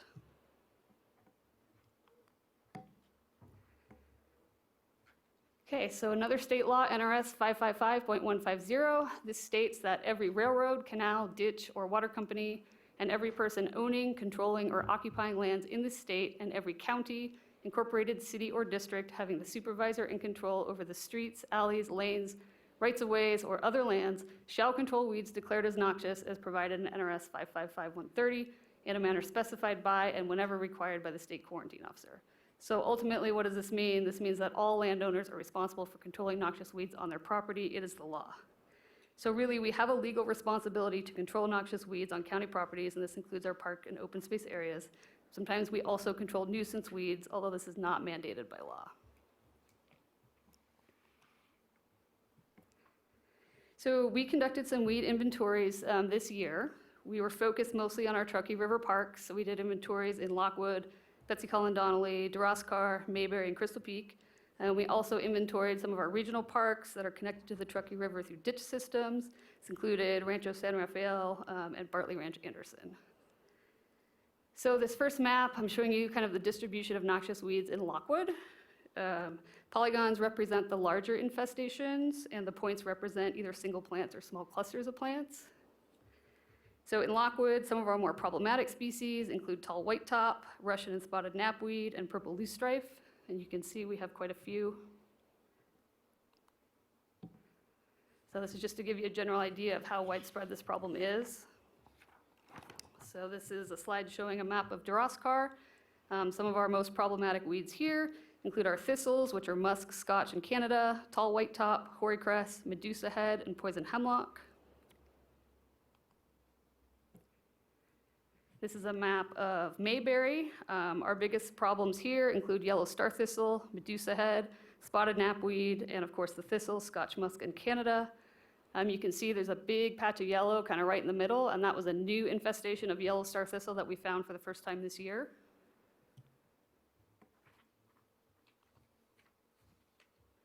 Okay, and then on the left there's a map showing Crystal Peak. Some of our problematic weeds there include medusa head, tall whitetop, spotted knapweed, poison hemlock, and the thistles. So this slide kind of shows the common species that we're finding in our park and open space areas. There's musk thistle, Canada thistle, we've got Scotch thistle, poison hemlock, spotted knapweed, Russian knapweed, purple loosestrife, yellow star, perennial pepperweed or tall white top, salt cedar or tamarisk, Medusa head, and hoary cress. Pretty much with the exception of poison hemlock, everything on this list is part of what's called the Dirty Dozen. And the Dirty Dozen are the 12 most common noxious weeds found in the Truckee Meadows. So this slide talks a little bit about weed control methods. We have many methods available to us, and really the best way to treat weeds is to use a combination of these methods and not just one. So we have mechanical, which includes hand pulling and cutting, mowing, tilling, and disking. There's chemical, which includes herbicide treatments. Cultural includes the use of mulch, prescribed burning, which we don't currently do, and changes in hydrology or drainage patterns. Also includes biological, so using natural enemies such as insects, fungus, or bacteria. And then, of course, preventative measures, which include cleaning equipment when going from site to site, and also using certified weed-free seed and mulch. So we really do emphasize the hand pulling, and we use staff and volunteers to do a lot of our hand pulling in our open space areas. We also contract out some herbicide treatments, and we emphasize spot treating whenever practical. So spot treating is targeting individual plants rather than like blanket spraying an area. And the point of that is just to minimize the amount of area that we're actually treating. So what we did this year, we received a Truckee River Fund grant. So as part of this grant, we of course did inventories on all our Truckee River parks. We are also planning some spring and fall herbicide treatments, which we're contracting out to a licensed contractor. We also included some revegetation work, and we've had several fall seeding and planting events this year. We used volunteers at Crystal Peak Park, Lockwood, and Rancho San Rafael. We're also planning some additional seeding and planting at Bartley Ranch this spring.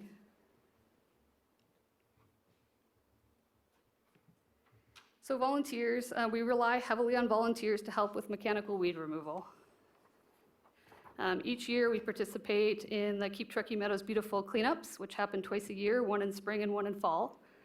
Weed pulling is not always the main focus of these, but it's always a component. We've also done quite a few seeding and planting events, as I mentioned, with other groups through our volunteer coordinator. And the photos on this slide are actually showing some volunteers from UNR at Rancho that were digging up common teasel and planting native shrubs and grasses.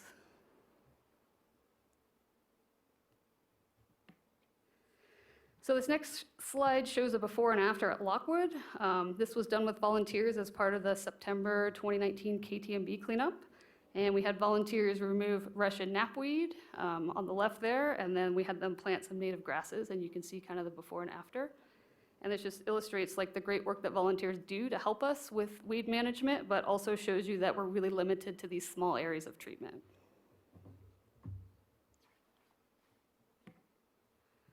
So some weed management challenges, they include lack of funding. This is probably the biggest one. So this impacts our ability to treat weeds consistently and over multiple years for maximum effectiveness. So typically you can't achieve control with only 1 year of treatment. You usually have to do it year after year. So not having dedicated funding makes it really difficult to do this. The other thing, lack of dedicated staff. So this means that we typically need to hire contractors to deal with the amount of work that needs to be done, and there really isn't enough funding to cover this. Additionally, a lack of vegetation management plans. This means that we don't have standards or consistency in treatments among staff and over time. And the last one, of course, is wildfire, which replaces our native vegetation, usually with invasive annual grasses. It's difficult to plan for this because there is no way to predict how many acres are going to be impacted each year. It's also difficult to access some of these open space areas. So since I mentioned invasive annual grasses, loss of native vegetation to fires typically replaced by cheatgrass, as you can see in the slide, it's the cheatgrass C. Once that happens and your site looks like that, you're increasing your fire frequency and intensity. And at that point, it's difficult to impossible to actually reestablish desirable native vegetation. So we lack funding and we lack staff to really deal with impacted areas in the first year after fire, and that's usually when seeding and planting is likely to be most effective for restoring the site. So here are a couple examples of fires that happened in the last couple years. Shelbourne fire on the left there, that burned 73 acres total. It included Washoe County open space, Forest Service, and private land. This fire actually burned across the Ballardini Ranch Trail and into the Arrow Creek open space. And then the Cold Spring Parks fire on the right, that occurred this summer and it impacted about 1.5 acres. We were lucky enough to get volunteers out there to plant native shrubs and grasses this fall. We got about 600 plants in. So what we're doing moving forward, we're working with our partners to get nonprofit status for the Washoe Story Cooperative Weed Management Area Group. This group just offers opportunities for partnerships with other agencies and also opportunities for funding for weed treatments. And finally, we hired a design firm called Resource Concepts that are going to help us develop an integrated vegetation management plan. So this plan will help identify best management practices for weed treatments and help us manage our native vegetation. The plan should also help to standardize vegetation management practices across the different districts and management areas.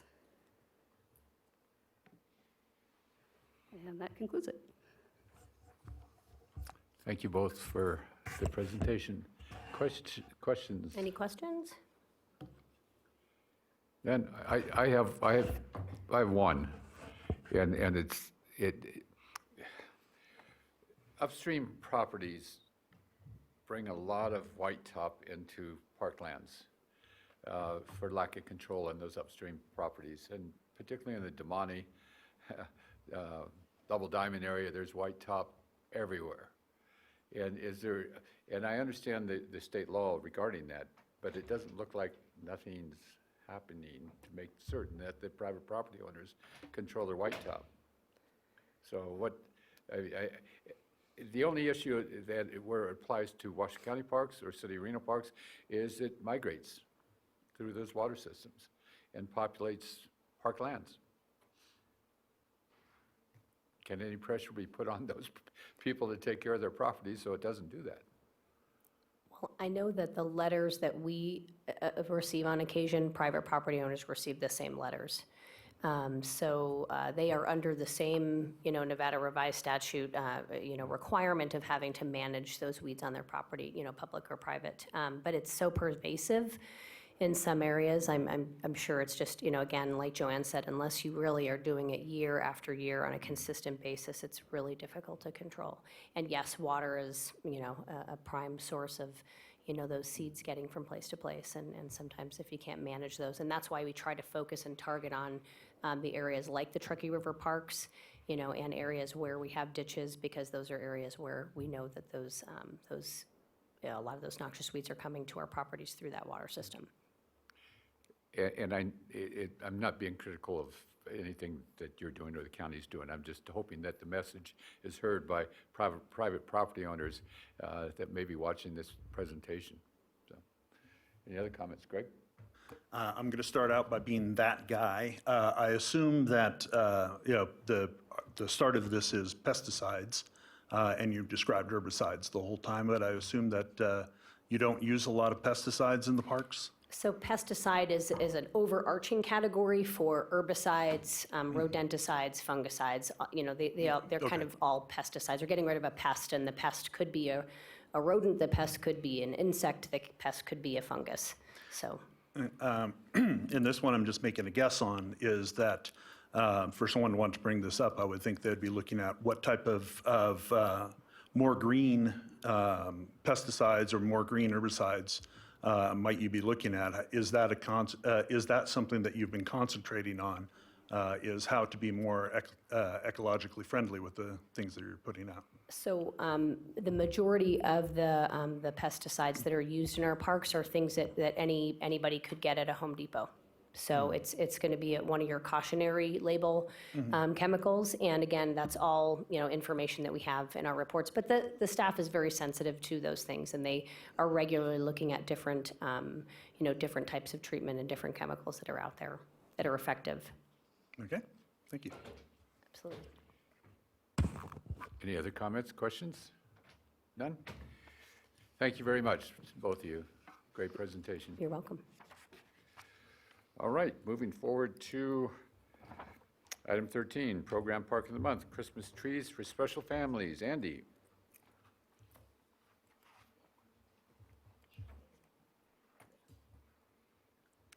Hello again. For the record, I'm Andy Brown, Park Ranger with Washoe County Regional Parks and Open Space, and I'm here to tell you a little bit about a fun little program that we do every year called Christmas Trees for Special Families. This program has been an annual part of our park operations since 2012. It's something that not just a program, originally began as a resource management project. Back in the day, we were working with the Nevada Nevada Division of Forestry. They're working with us on resource management, fuels reduction in Galena Creek Regional Park. And the idea came about, well, we're removing a lot of these white fir trees. What can we do with them that can benefit the community? So that idea went into the creation of this partnership that we have with a few agencies and a few departments within Washoe County. It's actually a pretty unique project because of that. So we're removing those ladder fuels, those white fir trees specifically, because they grow in such abundance in that park. And we've been able to partner with social services back in the day. Now it's Human Services Agency to pair those trees with families with adoptive and foster kids, as well as anyone serving active duty in the Nevada National Guard. So the program is it's a very unique one. It's actually a family tradition for everyone in the Community Services Department now. It's not just park staff anymore. We work with a lot of folks from our roads and our operations divisions, and they help us with not just transporting the trees after they've been cut, but they're actually out there with saws, and they're having a good old time with us too. So it's actually a really fun event to be a part of. It's one of the things that I look forward to doing throughout the year. I look forward to this time of year. This year we actually just harvested the trees last Tuesday. So before we got all this nasty weather coming in, we took the opportunity to get out there and get the trees harvested and transported to Rancho. And then, so that picture there is kind of, that's from a few years ago, and it kind of tells you a little bit about kind of some of the fun, you know, and a lot of the work that went into maintaining this program. You see all those trees being loaded into the trucks. We would harvest somewhere in the neighborhood of 50 to 60 trees every year. And initially this program began on Washoe County property as part of NDF's resource management grant. But we've been doing such a good job in recent years of clearing the park of these white firs that we've since had to move things to the other side, if you will. And so I've been working with the Humboldt-Tioga National Forest on obtaining a permit every year to work on national forest property. And so we're actually working now beyond park property.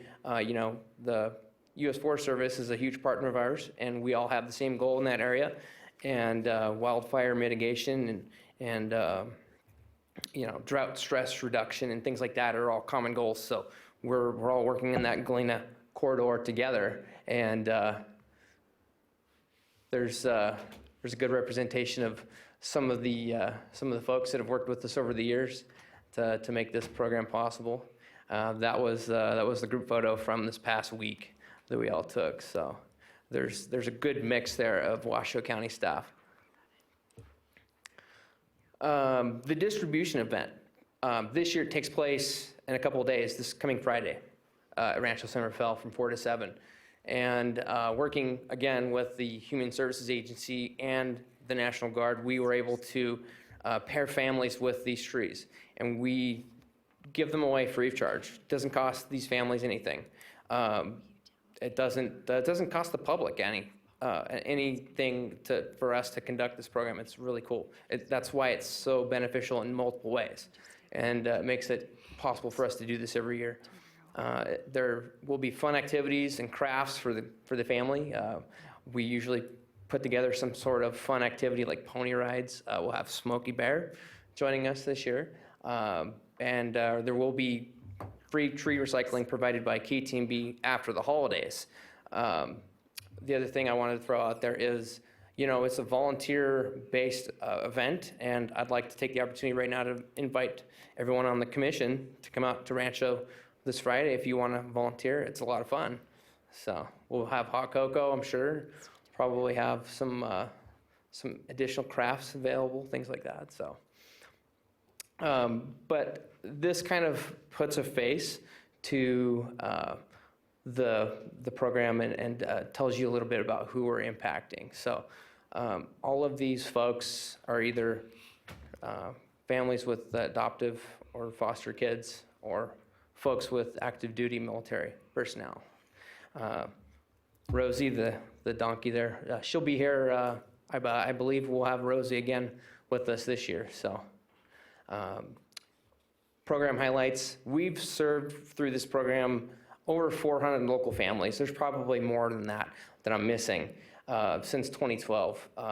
I do want to send out a special thank you to Nevada Division of Forestry for their partnership throughout this, as well as the Forest Service, KTMB, and everyone throughout Washoe County that's been involved with this program since the beginning. A really cool highlight that I wanted to, I don't want to brag about this. It's not something that I want to keep completely humble about this, but we actually received recognition from Congress a couple years ago about this program. So this was the letter sent by Mark Amadei, and we've got a matching one from Dean Heller, thanking us for our commitment to the community and the things that we've been able to accomplish through this program. So, any questions? Any comments? Comments from the commission? None. Andy, great program. Good job, as always. And what time Friday? So 4 to 7 p.m. at Rancho Sommerfeld in front of the park office there by the museum. A couple things that I forgot to put into the presentation. We give free admission to the museum for families that are coming out if we've got a museum exhibit occurring.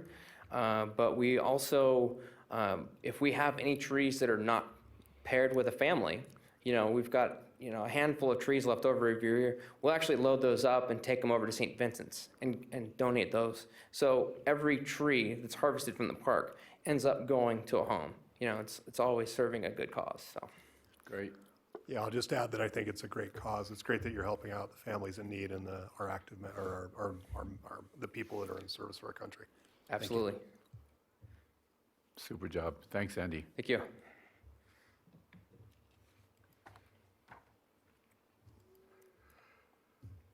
And we move on to park reports. Colleen? Okay, for the record, Colleen Wallace-Barnum, Park Operations Superintendent. I want to just make sure if you guys have any questions, you've gotten the reports. I don't necessarily have any highlights, just if you have any questions, I'd be happy to answer any.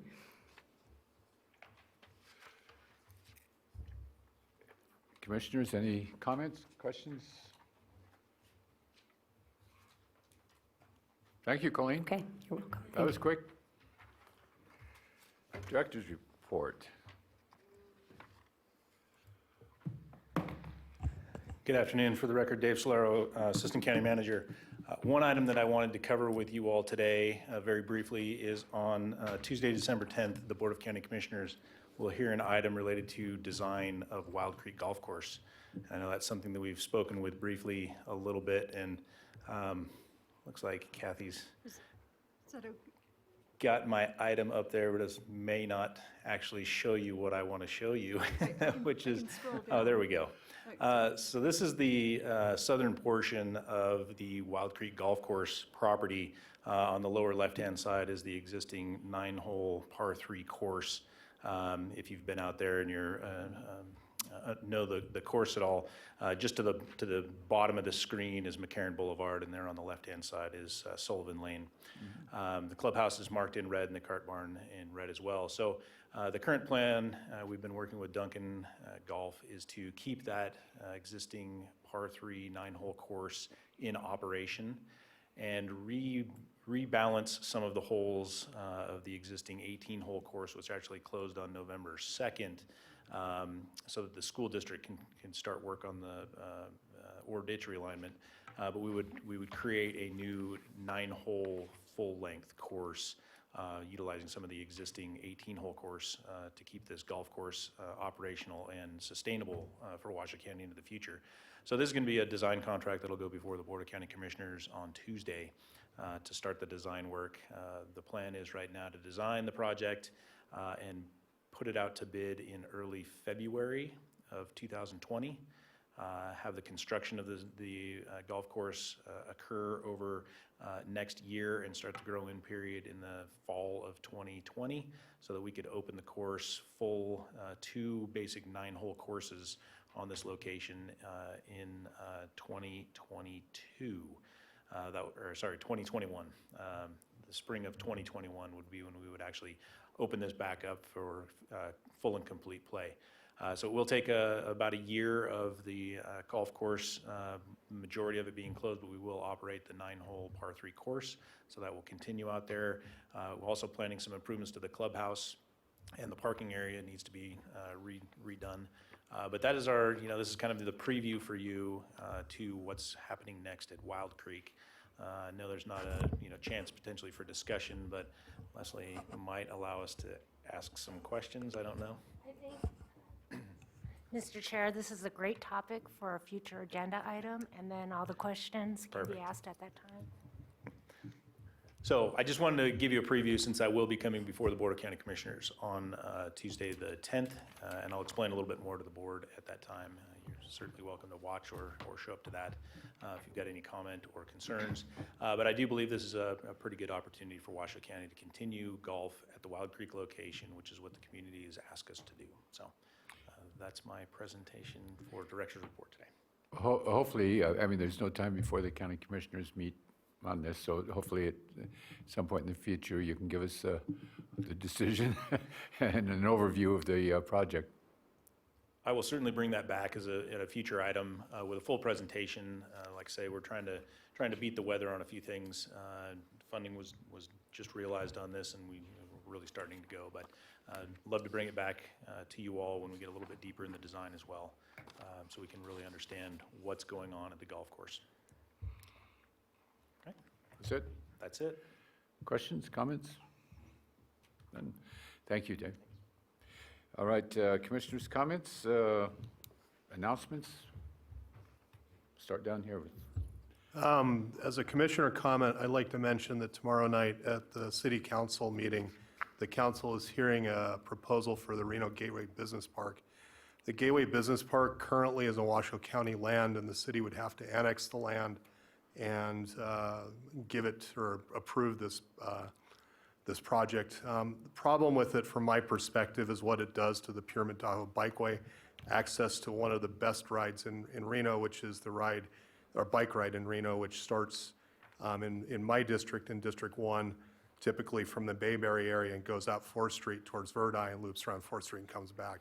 It's going to create a large business park full of semis and other large vehicles that are going to be getting on and off the highway at exit 7, which is also a place where cyclists frequent as they make that ride. So I plan to attend the council meeting and express my opinion that this project should be killed, and would encourage other council members on the open spaces to do the same, as it does affect open spaces. One other thing I'd add is that it seems to me that the county just swapped some land further down the riverfront so that they could maintain open space land on the river. If this project's approved, it's going to take a big chunk of that land and make it inaccessible. So in the future, if the county was interested in creating an open spaces trail along that side of the river, they might have more difficulty in doing that. So that's my commissioner comment for the month. Thank you, Chris. Tom? Nothing? Heidi? Nothing? Okay. Greg? I'm good as well. Other than wish everybody a happy holidays, Merry Christmas, and enjoy your time. See you in January. Public comments. Almost forgot again. Are there any public comments out there? Seeing none, we will adjourn the meeting. Thank you.